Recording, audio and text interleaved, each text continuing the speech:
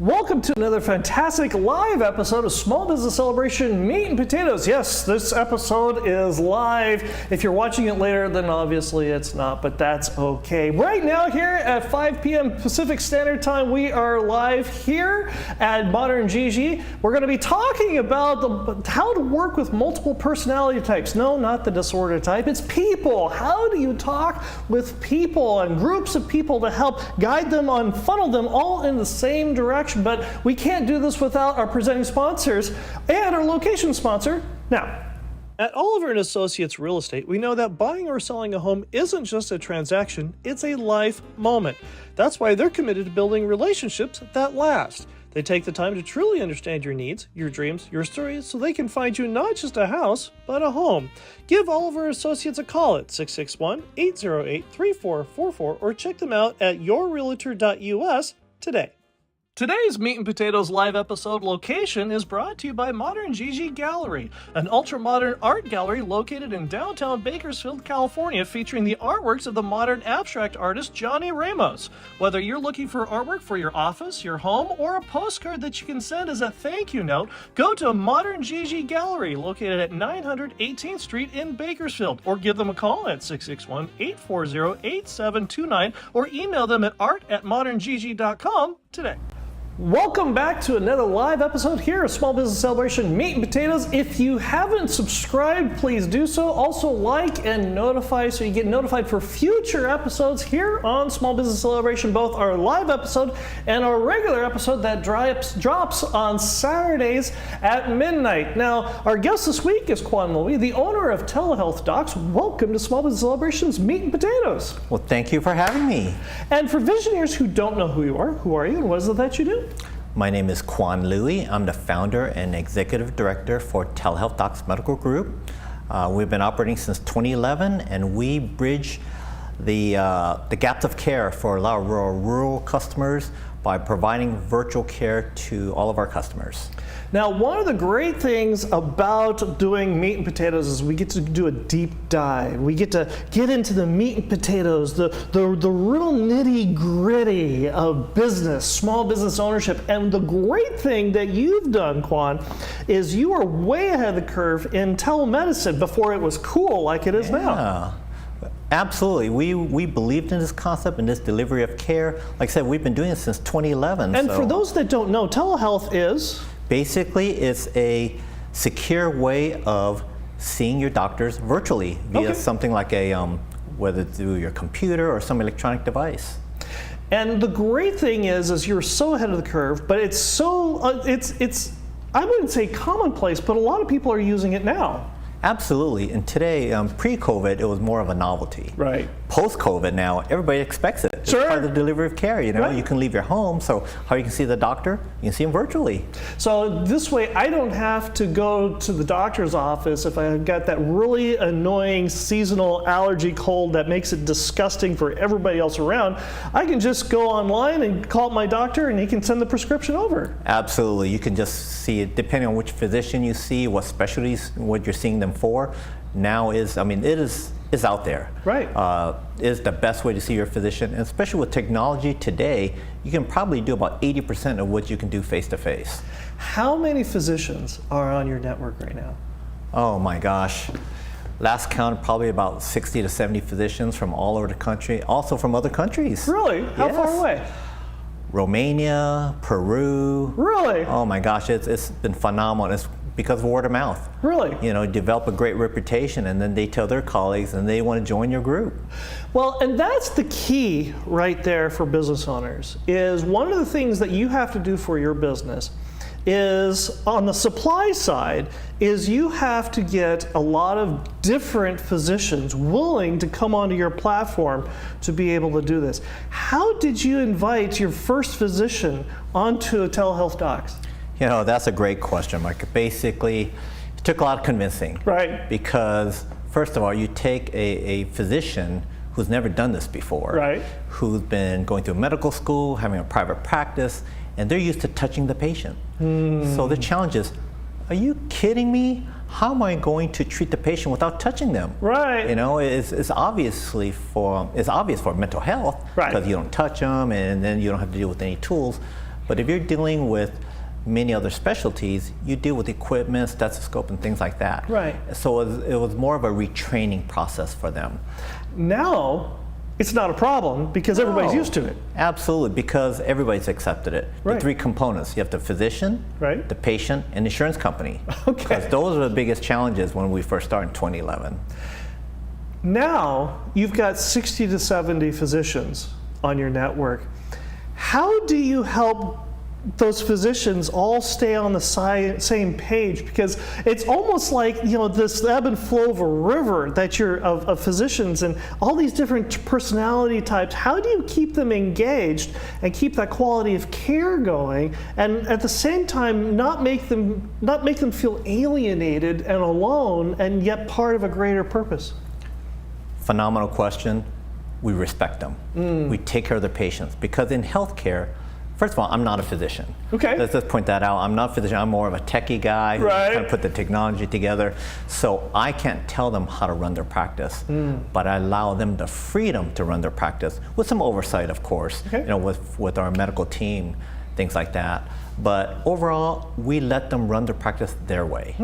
And just like with anything else, it's not strictly a black and white type situation. Medicine is very subjective. Right. We let them run their own practice the way they're doing it. So by doing that, you give them the respect with the concept of following the standard of care. Just follow the standard of care, take care of your patients, and we'll take care of the rest. That's why we can continue to build our business. One of the things that I think is fascinating is that you have a physician that, and please correct me if I'm wrong, they've gone through 4 years of college, they've gone through at least another 3 years of upper division, getting their PhD, then they're going to residency for another 2-4 years. Depending on the specialty, Right. all the medical school and all the debt. Right, exactly. And they come out, and then they'll have somebody like you who's never, you're not a physician. Right. And they're going, well, what does Quon know about medicine? I know everything there is to know about this specific area. How do you work with all these different personality types that, yes, they've put in all this work and deserved all this credit for what they've done, and yet you still have to be the one on the sidelines being their cheerleader, I should say. How do you do that? So it really breaks down to what part of the career, what portion of the career are they in? If they're near the latter part of their career versus when they're just starting out, right? If they're near the latter part of their career, they already have the experience of what does it take to run a business. If I'm running a private practice, I'm working for a group, what are the challenges I've experienced and so forth. Right. But if I take away those challenges, if I say, Dr. Smith, if I take away those challenges and all you have to do for me is take care of the patient. Right. I take care of your billing, I take care of your malpractice, I take care of literally everything else for you. What do you think of that? Right. Usually the next question is, where do I sign up? Where do I sign? Sure, right? sure. I mean, because that's what they want to do. They So- want to go to practice medicine. What does it look like 5 years later? Because this physician has gone through and their practice has grown because of you. Sure. And how do you keep encouraging them, and especially since now there's this big space, this big void, because they are not touching the patient anymore. Right. And at sometimes you get, at least for some people that are extroverts, where we're used to touching and being Sure. around, and now we're literally just in this office talking to somebody on a screen, it can get rather lonely. How do you help that physician and encourage them and keep them motivated? Well, obviously it depends on the specialty. And some requires another person in the room and some don't. Right. So we actually have personnel who becomes the hands of the physician in the room. And they direct everything that needs to be done for them. I'd like to shift gears a little bit because you're involved in Rotary. Absolutely. And- been a Rotary 30 plus years. Congratulations, you Thank used to you. be a lieutenant governor? Past president, Right. Former assistant governor, now I'm the executive assistant governor this year. Congratulations. Thank you so much. It's been a huge part of my life, being part of Rotary. To say that that working with a nonprofit, everybody's a volunteer. Absolutely. It's a passion. How do you help guide, especially in a senior leadership role that you're in? you've got, it's one thing to be the president of an individual chapter who has anywhere between 10, 15, 20 members, maybe more, depending on the chapter. And now you've got thousands of Rotarians Yes. in which you're hurting. And how do you help this volunteer army move in a unified direction? Respect. We all have the same purpose of making our community better. And our Rotary District 5240 encompasses 4 counties. So I'm only one piece of the puzzle. We have a district governor who oversees everything. I'm just one of the many people that report to her, but I handle the Bakersfield area, the Kern County area usually. And basically, Kern County is different from the other counties in the sense of we're almost like our own little island. Right. We have our own little personality. And I'm able to utilize being a resident here for, 30 plus years, Right. to represent us in that way. One of the things you're also involved with is the Bakersfield Asian Chamber of Commerce. Yeah, the Kern County Asian. Oh, Kern County, excuse the me. Kern County Asian Chamber of Commerce, Right. yes. Thank you for the correction on that, because this is a fairly new development. Yes, we're only 1 year old, but I had this vision for probably over a decade now. Yeah. Former life was I was the president of the Chinese American Association Right. of Kern County, Right. which is just one ethnicity group. Right. And even at that point in time, I was envisioning, we're so multicultural. You have many facets of the Asian culture, Right. From all different parts of Asia. Right. So why just represent one? Why not create a chamber to represent all? Right. But it took a while. Like I said, it's all volunteer work. Right. And I got together with some friends, and we were able to pull this off. And like I said, within 1 year's time, we were able to have 3 phenomenal events, Right. which is outstanding, which is all volunteer work, Right. And producer Emily and I, went to one of them. The mixer. The mixer we did, and it was on Lexus. At Motor City Lexus. It was a fantastic event. How did you choose, or how did you help your team choose on what foods? Because there's a variety of different foods there. You had Sure. all these different dancers that were there, and you had different speakers. It was a great, very well designed, laid out event. In fact, producer Emily commented on one of the great things about it is it didn't have a deafening DJ, so people could actually hear and have a conversation with each other. How did you work with all the other volunteers in that group to come up with all these fantastic facets without stepping on each other's toes? Well, we're such a diverse group that each one of the board members has a different vision of how it works. And we just need to lead them appropriately. We all have different skill sets, but we all have a common goal, is to represent our community within the Asian people. Working with Ali Douglas there at Motor City Lexus, he's just been a godsend. He was able to sponsor, the food. He was able to give us the place where we can utilize it. And it was just phenomenal. So how do we organize everything? Learning from other people's experiences. How so? Attending other people's chamber, attending other mixers, coordinating other events. Among all the board members, we've coordinated many different events throughout the years, so we learn from other people what to do as well as what not to do. I've learned from other events, if you have the DJ playing too loud of music, you're yelling over each other. You can't really communicate. Sure. You only have 2 hours. Of course, there's always ways to do things better. Right. I mean, with the recap, we could have done this better, could have done that better. But at the end of the day, we're able to accomplish the mission, which was to get everybody in there, to associate, to meet people, and have fantastic food. And it was incredibly well attended. Congratulations, absolutely. you. Thank you so much. It takes a village, literally. It's not just me. I can't take all the credit. It's definitely a team effort. Now, Visioneers, it's time for the fortune cookie game. And no, Quon, we have done this with everybody.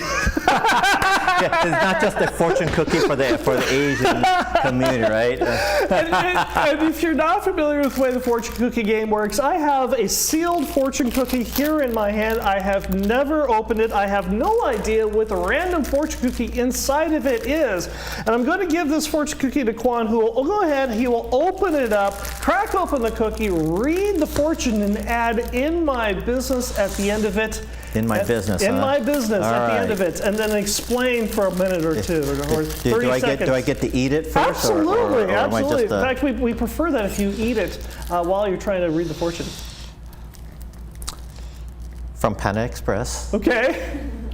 Find beauty in the ordinary in the business. Is that the? Yeah. Find beauty in the ordinary of the business. The beauty behind it is more than just the service. The beauty is the people that help run your business. To me, I'm just their lead. The true winners and the true success of the business are the people that work with you. That's the beauty in my eyes, because they're the foundation that makes it work. Very good. Well done, work? you. That was great. Fantastic. Now, Visioneers, what you've been waiting for. The person who actually makes the main show interview questions interesting, well, many of the time, is producer Emily, and she's got her own segment called Questions by Emily.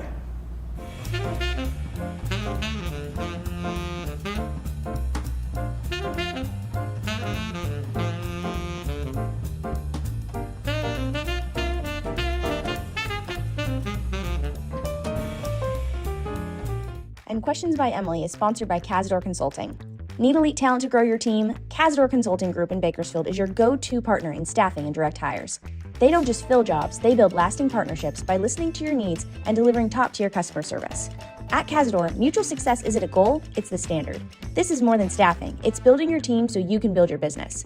Visit CazadorConsultingGroup.com or call 877-800-4622. That's CazadorConsultingGroup.com or 877-800-4622, and let's build your future together. And Questions by Emily is sponsored by Cazador Consulting. Hello, Visioneers. Welcome to Questions by Emily. I'm Emily, and if you've got questions, feel free, drop them in the live chat. I can see them, I have it pulled up, and if you have something you'd like to ask Quon about him or his business, please let us know. With that, I'm curious, Quon, how you balance the networking with running the actual business, the day-to-day stuff, because you go to a lot of events and you're in charge of a lot of things and you're head of a lot of organizations, and that doesn't just happen. That takes a lot of strategic planning and scheduling, and there's still all the business side of things to do. How do you balance that, and how would you suggest to other business owners to be able to balance that kind of a thing? Defining what's important in life, life balance. The most important thing in my life is my family, religion, and so forth. So obviously that always takes priority, but sometimes that's also a gray area. To have a very understanding spouse and family to know what you want to do. So obviously my business, Telehealth Docs, is the core piece, and that's our revenue, that's our income, and it provides a great service to the community. And practically everything else is volunteer work between Rotary, Valley Fever, America's Foundation, Asian Chamber, and so forth and so forth. So you're not at every meeting, you're getting other people. Absolutely, you have to delegate, delegate accordingly, but the ones I need to be at, I will, and just schedule accordingly. Just have a great staff, the people to work with you, and if you're not on my calendar, I won't show up more than likely. So then how do you get to that point where you've found people that you can delegate to? Because I think a lot of business owners, they want things to happen, they want to see things move forward, and they just can't quite seem to get people on board. And so they're sort of lost in this sea of, well, I have to do it myself because I can't find anyone to delegate to. How are you finding those people that you can trust, that you know they're not just being voluntold, they're actually volunteering? Sure. So basically, in the beginning, it's always tough to find the right people, right? I mean, it's like rolling the dice. You get the right people, and they stick it out with you. They believe in your vision, right? And they work with you. And even at that, sometimes it deals with compensation. You know, they could be with you for a while, and then somebody offers them $10 more an hour or whatever, and then, they have no choice but to leave, and then you respect that, right? I always have the belief that if you can further yourself, then you should. At the end of the day, you got to take care of what's best for you and your family. To answer your question, we just delegate accordingly. We just manage the office as if anything else. You just have to figure it out. In the beginning, it's going to require plenty of sacrifices. Yes, that's very true. And then how do you network outside of your circle? Because you said that some of your doctors are from different countries. Sure. I mean, if you've got a doctor from Romania, I don't think you just went to Romania one day, and unless maybe you did. Well, not in this case, but maybe one of these days I will, Yeah, so how do you network outside of your circle to get people from all over the place to see the same vision? So if you treat people how you want to be treated and you gain the respect, word of mouth advertising is the best. And the way I was able to recruit these physicians, because they were friends of somebody else that was already on the network. In our line of business, doing telehealth, it doesn't matter if you're 2 miles away or 2,000 miles away, as long as they meet their criteria. And I was fortunate enough that these physicians that I brought on already has a California license, already is ready to go. They used to practice in California. So now they moved on to work elsewhere. I see. So a lot of these people, even if they're outside of the country, they've all worked in California. Yes, that's and is one that of the a requirements. Okay, that's a requirement. Yeah, they have to have a California license. Oh, that makes sense. So you're networking, but you're still finding people. There's a starting point. Sure. Yeah. So they've worked in California at one point in their career. They kept up with the licensing and all whatever's required for them to be a physician. And now they are just physically somewhere else for whatever reason. Oh, and then so all of your patients are also in California. Yes, currently we're in California. Where focus has been with rural health. Locally in Kern County is dealing with like the Lamont, Lake Isabella, and many rural areas that we provide care. We bridge that gap of care, but we also have many customers in Northern California, in all these rural communities. I see. And you were saying earlier that valley fever tends to be what people are seeing Oh my these gosh. days. So that's one of my other things is valley fever. Past president and current board member of Valley Fever's America Foundation. Oh, wow. We create awareness for valley fever. Valley fever currently is just going up the roof this year more than anything else. Really? What do you think is attributed to that? The dry weather, the development. You catch valley fever through the spores in the dirt. They fly in the air, and I had valley fever 20 years ago or plus. Oh my goodness. And I was able to tell my story through the Kern County public health department, and they have me all over these billboards and whatever. And so around town? Around town is it's a bit embarrassing, but if I can help out with the cause of creating awareness, I'm there to help them. So definitely, my word is take care of your health. Take control of your health. So wherever you go, if you have a flu-like symptom, I know they may think it's COVID, but have your physician test you for valley fever. So then what does it look like for someone who's out in our audience who's thinking, okay, I like this idea of telehealth medicine, but they've got valley fever. How are they getting seen then when they have this? Well, that's pretty good. You combine the two together, right? In the sense of, so usually if you have valley fever, you get seen by either an infectious disease doctor or pulmonologist, and we have those in our network. So, so if they get referred to us by one of the primary care doctors, we can get them seen within a week. So the beauty of telehealth is that my pool of physicians are from all over the place. So I can, instead of a long wait time, whatever that may be, I can get them in relatively quick. So theoretically, a person could go to 5 specialists in a week if they wanted to and just see one every single day, Monday through Friday. Sure thing. And get stuff just finished really quick. Because you don't have to travel. You can be seen at home. You can come seen at one of our clinics, satellite locations, and it's all virtual. They just show up on the screen. So your doctor could be literally locally, which we have many local physicians. They could be 2 miles away, 20 miles away, or 2,000 miles away. It really doesn't matter because you're still, dealing with the patient. That's crazy. It's so cool how that works these days. Isn't that pretty awesome? Yeah. Well, and I'm curious too, since I know we were talking about events earlier, but how do these in-person events help your online-based business? Because your business it's online. So, but doing all these in-person events, it seems kind of backwards, like, oh, wouldn't you, and I'm talking from the audience perspective, like, well, wouldn't you just want to market digitally and do digital billboards and Facebook ads? And, a lot of people think, oh, it's a digital business, why not digital? Why would you recommend to business owners to do in-person events when they have a digital-based business? So I guess that's a multi-part question, like why do I attend all these events? Usually when I attend these events it's for a different reason, not necessarily for self-promotion of Telehealth Docs Medical Group. I see. Telehealth Docs Medical Group is based on referrals and relationships and dealing with these communities. Whenever I'm attending these events, it's usually my other hat, a nonprofit hat, helping with either a Rotary event, Asian Chamber event, a Valley Fever event, and many others, right? But to answer your question, what do I recommend to these people to do think about your business. Who's your core audience?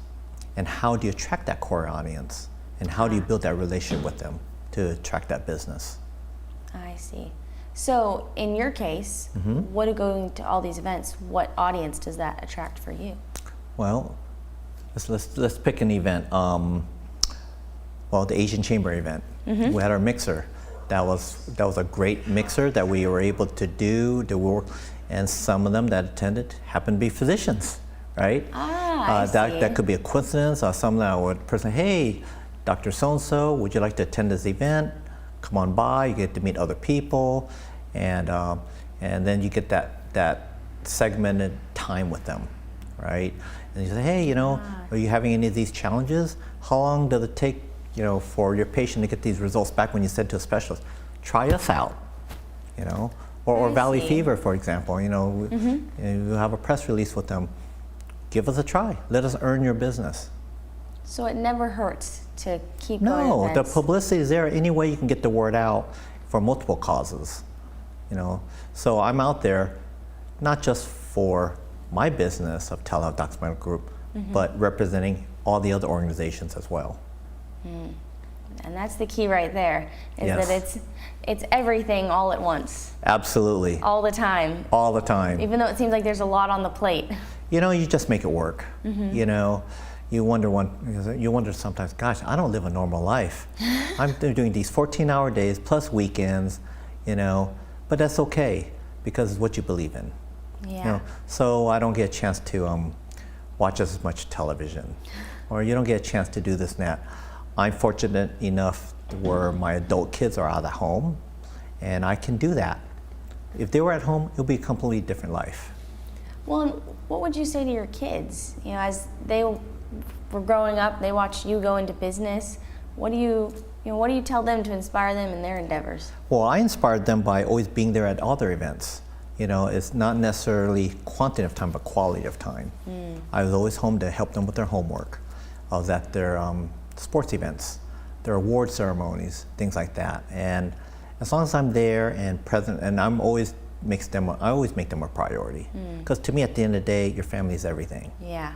If you're doing your business, why not do it for your family? Exactly. At the end of the day, who's going to put on the gravestone, I wish I had more time for work, right? You want more time with your family. Because time is one thing that you can't get back. Not yet, at least, right? We're not back to the future type situation. Until you develop a time travel portal that's my next project. But for now, time is, you can always make more money, you can always do this and that, but time will continue to move forward. And your kids will always get older and be part of society, and to spend time with them, to me, is priceless. Well, and what have you taught them about networking, about meeting people? Relationships. Don't burn bridges. Treat people how you want to be treated. That's how I grew up. Overwhelm them with kindness, and life's not fair. Yeah, life's not true. fair. Life's not fair, but you know what? It's how you handle those obstacles. That's what I always ingrain into my children. And other people. It's more than my children. I mentor lots of people in my career, and I always try to bring them up to the next level. If you surround yourself with people who are smarter than you, better than you, more power to you, because that's what I believe in. It only makes you a better person. It makes you better. Well, thank you. Thank you, Quon. And for visionaries that want to get in touch with you, what are some ways they can do that? Well, many ways. Telehealthdocs.com, TelehealthDocs.com is our website. We're on Facebook and things like that. You can get hold of me that way, or you can call the office at 661-840-9270. Awesome, thank you. And Visionaires, if you like this, well, you should definitely tune in every Monday. We've got a live show going on. And on the weekends, we drop our main show, which this week we had Colleen Bauer of Fairy Godmother Events. We talked about how much you should reinvest in new technology for your business. Actually, I don't think that's the right thing that I'm reading. So I'll just tell you what we talked about. We talked about being a bride, staying on budget, diamonds, they are a girl's best friend, and so many other things. So feel free, head over to the main part of our channel. You can see that. And every week we're here. So thank you for tuning in to Small Business Celebration. We'll see you next week for our Meat and Potatoes Live.